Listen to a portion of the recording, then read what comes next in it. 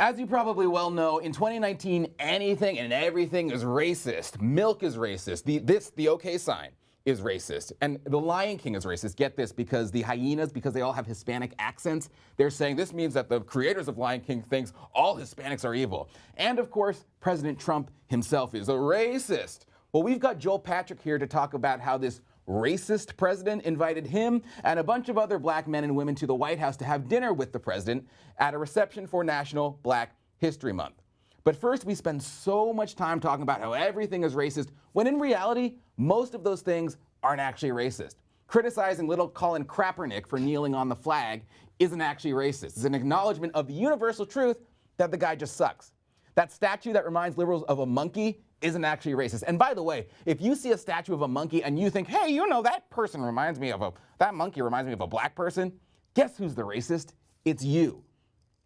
Now, it turns out there are a lot of things that prove that liberals might be the racist ones. And we're going to go through 9 things that liberals think are terrific that turn out actually could be pretty incredibly racist.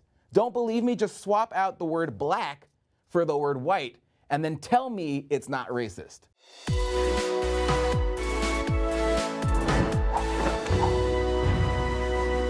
All right, and welcome to the White House Brief. I am your host, John Miller, humble, lovable, and of course, always right.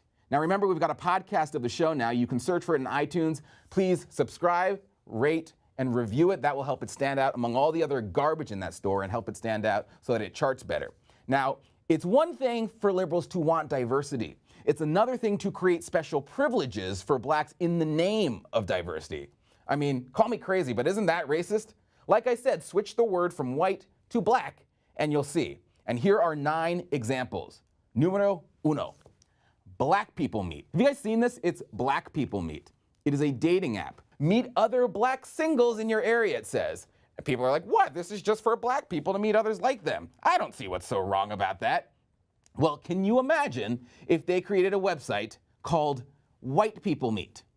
White people meet, come here to meet other white singles in your area. Don't let those pesky black people clog up your feed while trying to breed. Filter them out with whitepeoplemeet.com. Whitepeoplemeet.com. Join today.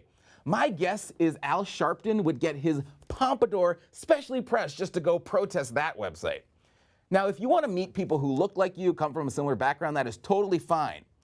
But what is racist is to say that it's okay for black people to do one thing, but it's not okay for whites to do it as well. That is a complete double standard, and that is what is racist. All right, moving on to this one. What about this? Number 2, Cal State LA. When Cal State LA, a university in California, created segregated housing for black people, oh, weird, all of a sudden, separate but equal is okay. It's okay when black people want to do it in the other direction. Not making this up. Quote, a California university is the latest public school of higher education to establish African-American priority housing in response to demands from black students seeking refuge from what they consider insensitive remarks and microaggressions. Oh, a microaggression from their white classmates. You guys want to know what a microaggression is? A microaggression is black people who don't like to be asked, where are you from? Not making this up, you can see this right here on the screen. They don't like to be asked, where are you from? Where were you born? They're like, don't tell me those are normal conversation starters in college. Black people were offended when some people were asking them, where are you from? So apparently they need their own separate housing for that. Can't make it up. Number 3, you know that the left would never put up with historically white colleges. If we had those, there would be outrage. But we have historically black colleges. Are those racist? Well, no, they're not racist, they argue, because they were established before the civil rights during segregation when black people couldn't get into institutions of higher learning. Yeah, well, what happened? Oh yeah, the Civil Rights Act happened, which was supposed to make it so that this kind of discrimination didn't happen anymore. Well, they don't discriminate against whites, they just admit less of them. Yeah, sounds like discrimination to me. And by the way, try being a white person attending a historically black college and see how welcome you feel by the black people there. I mean, talk about you can't sit with us. If whites treated blacks like that at other universities, you know it would be a national scandal. And speaking of colleges, that brings us to number 4, affirmative action. Yeah, they say we're gonna lower our standards for white people because they're not as capable. Can you imagine that? I mean, on this one, you don't even need to switch the words around on that one. I mean, this one is just racist on its face. They are literally saying, oh, you black people are so incompetent. What we're going to do is we're going to actually lower our standards for you just to let you in easier because we know you black people can't perform academically as well as whites.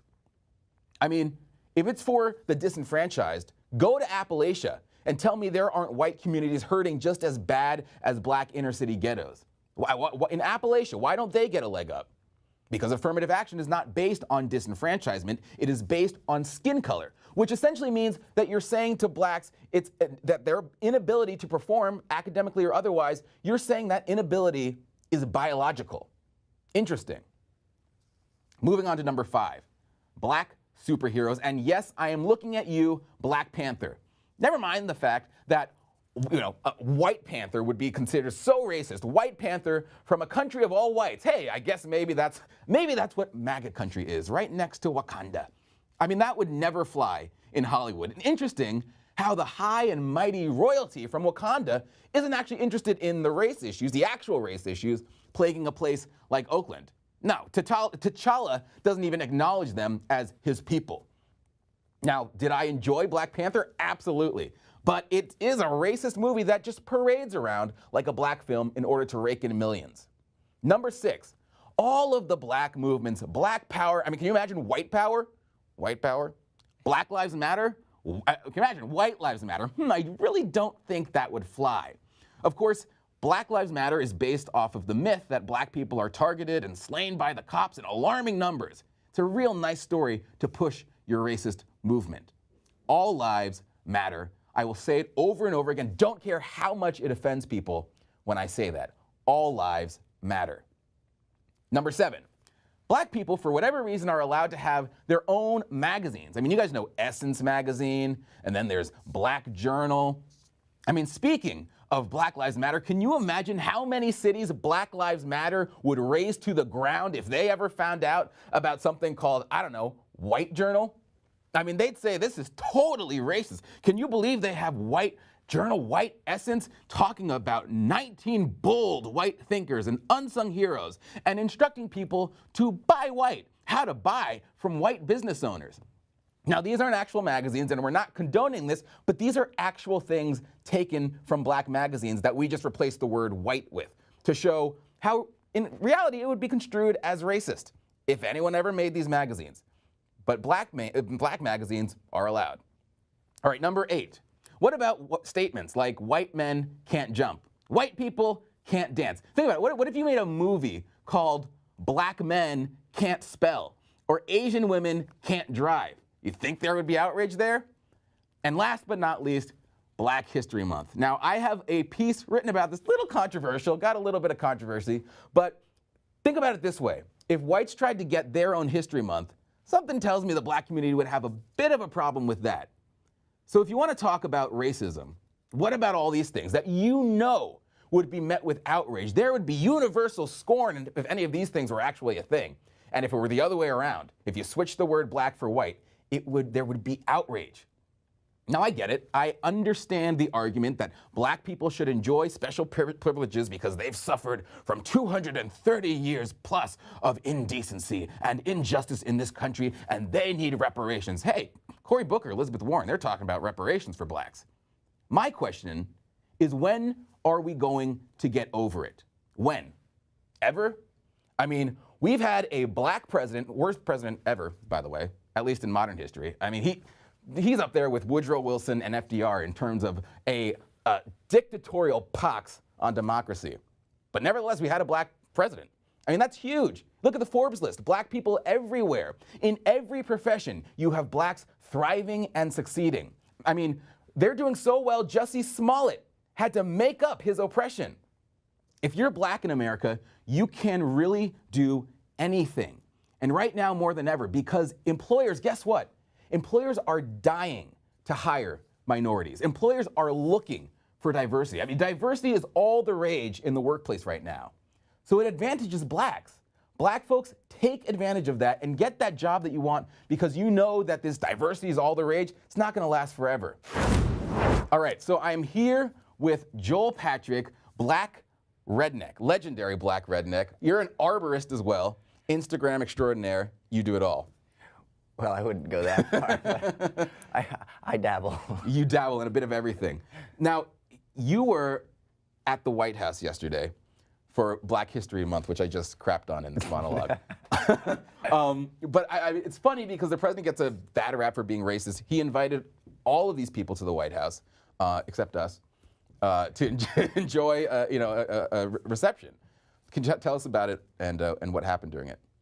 So actually, it was actually really incredible. We walked in and we got to meet a lot of other well-known African Americans. Yeah. We shouldn't use the term Black Americans. Well, this is the TV industry where we only have a little bit of time, so we don't have time to say all those syllables. It was really crazy because I tweeted,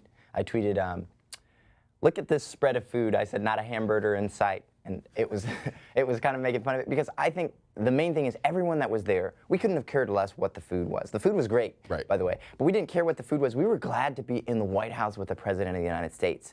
And I think the fact that he had a whole bunch of black people in the White House, and the other thing is a lot of people don't know this, there's a lot of black people that work in the White House, a lot of black Secret Service agents, there's more than 13% of them are black. That is shocking. Yeah. I've been told that no black people work at the White House. So. No, there's tons of black people. Black Secret Service agents, black military service members that are in there working. And the president was so excited.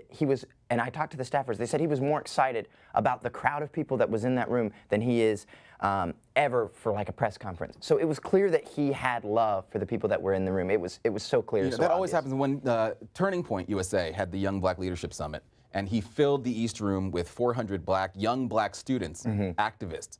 I mean, he was lit up there too. I mean, every time he gets to interact with the black crowd that, support him and his agenda, I mean, you can see it ignites him. I mean, he loves it. It's because we understand his agenda. And right. I think if more black people understood his agenda, then they would support it. Because realistically, what is not to love about the lowest black unemployment ever? Well, the Democrats, they sat for that. So you might have to ask them what's so bad about that. I'm pretty sure Trump could cure cancer at this point, and they'd be like, we want our cancer back.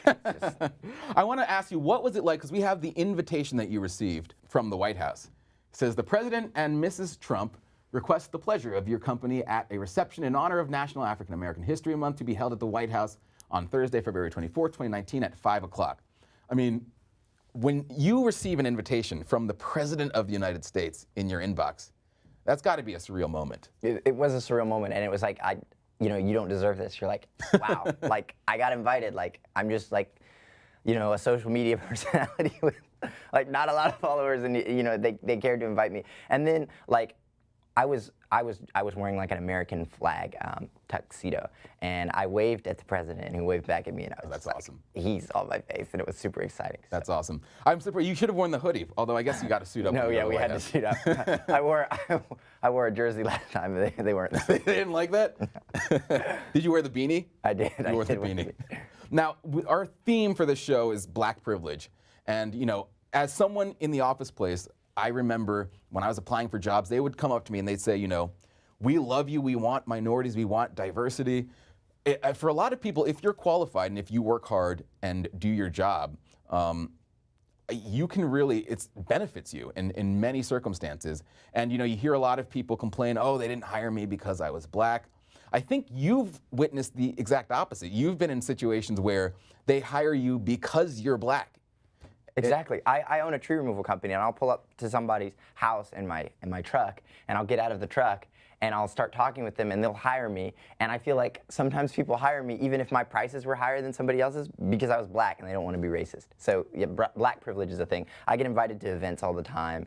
I get asked to come to things that, like, there's no way my qualifications qualify me to be there, but I get invited. I'm trying to save you and say, oh, you have to be qualified. But I think you undersell yourself. You are qualified. I think the same thing. But I mean, no, you absolutely are. And it's annoying when you hear people say, oh, I didn't get this because I was black. And it's one of those things that you're not going to help yourself. You're not going to help your career. And at a certain point, you have to stop making excuses for yourself. Police brutality is that way. People will speed, or they'll break the law, and they'll get pulled over, and they'll be like, yeah, he pulled me over because I was black. Are you sure it wasn't because you were doing 25 over? No, everybody was doing 25 over. He got me because I was black. were your windows tinted? Yeah. Could you see inside the car? No. No. But I was black. Okay. Yeah, and then you see them mouthing off at the cop, and doing things like when you get pulled over by the cops. And I thought this was a black thing for the longest time because I was raised. My parents said, when you get pulled over, don't mouth off at the cop, put your hands on the wheel, and then don't give the cop lip. It will only end up worse. Settle it in court if there's an issue later. And I thought that's a talk that black parents give yourself. I learned that just everyone is taught be respectful to the cops. Exactly. And that's just the right thing to do. Be respectful to people that are in authority over you, period. Because, if you're disrespectful to them and you escalate the situation, now the situation is escalated, and one of you has a gun. Yeah, right, exactly. And it's not going to end well for you. No. And I just see these videos of people in their interactions with the cop. I'm like, well, that's why you got your ass beat, because you were not respectful. And you reach for his gun. Right, He's like, I was unarmed. Right, exactly. I had my hand on his gun, but I was unarmed. Right, exactly. Yeah, you had your hand on his gun. So Yeah, at that's that point, not going to end well for you. You're armed. Right. Now, a bunch of people came to the White House. One of them was Terrence Williams, comedian. Most of you probably know him. And it's a really sad story because he came to Washington to meet with the president, like all of you guys, and he got in a terrible car accident. From his Lyft driver. His Lyft driver allegedly was high and playing loud music, driving crazy. And he called me as soon as it had happened. He's like, Joel, I've been in an accident, because I was supposed to go pick him up. We were going to meet, and then I was taking him to the hotel because we were staying in the same hotel room. And I was like, Terrence, stop playing. I thought he was joking because he's talking like this, but no, he was really in an accident, and I felt terrible for not believing him right away. But he is a comedian, so it kind of comes with the territory. But I went to see him in the hospital and handed him his phone charger and stuff. We talked, and I was like, because I had called him on the phone afterward, just before I got there, and I was like, Terrence, just come out and get in the car. I went in there, and he was not moving, and I was in there for a couple minutes, and David Harris Jr. came in there. And everybody's been praying for him, really hoping he makes a speedy recovery. He's in a neck brace, he can't move, and he might have to go into surgery. Yeah, but somebody did bring him some fried chicken. Okay, that's good. Yeah, he needs his fried that's chicken. what he needed. He's in good spirits. We actually have a video of him addressing his situation. Are we live? We are live. Okay. I want to thank everybody for all the support. Thanks for reaching out. Thanks for showing so much love. I'm feeling a little bit better. I'm still in pain. I've been laying on my back all day. I haven't had nothing to eat because they don't want me moving my neck. But I'm so thankful to be alive. I'm telling y'all right now, life is short, because when I almost went over that cliff, over that bridge or whatever, I said, Lord Jesus, I'm coming home. I thought it was the end. And I cried and I cried because I couldn't believe how scared I was afterwards. But thank y'all so much. I'll be back up and running soon. I got a lot to talk about. So much stuff is going on. Especially with Jussie Smollett, I heard the news and I can't really laugh. But, oh Lord, I told y'all. I told y'all. All right. I hope he's getting good health care, because in D.C., everyone has to have Obamacare. Oh, so really? It's terrible, yeah. Oh, no, I think he might actually be outside of D.C. He's in Maryland. He's good, in Maryland. But you don't want to be in D.C. On a serious note, everyone, please say a prayer for Terrence. He looks like he's in good spirits, but it's helpful to have your thoughts with him. I think the one thing I want to get from you, and then we'll go, is your take on the story that everyone is talking about this week, and that is, of course, what Terrence was talking about, Jussie. When it first came out, everybody was sending it to me. They're like, oh, you need to talk about this. You need to talk about this. Oh, you're a hypocrite. You've got an agenda. And I'm like, maybe I should wait till the facts come out. Oh, not that's crazy. That's crazy talk. Wait for the facts. I was like, because I'm not trying to pull a Covington Catholic, on this situation. But I waited. I bided my time. And then I posted about it, and I was like, oh, yeah. So it turns out he paid.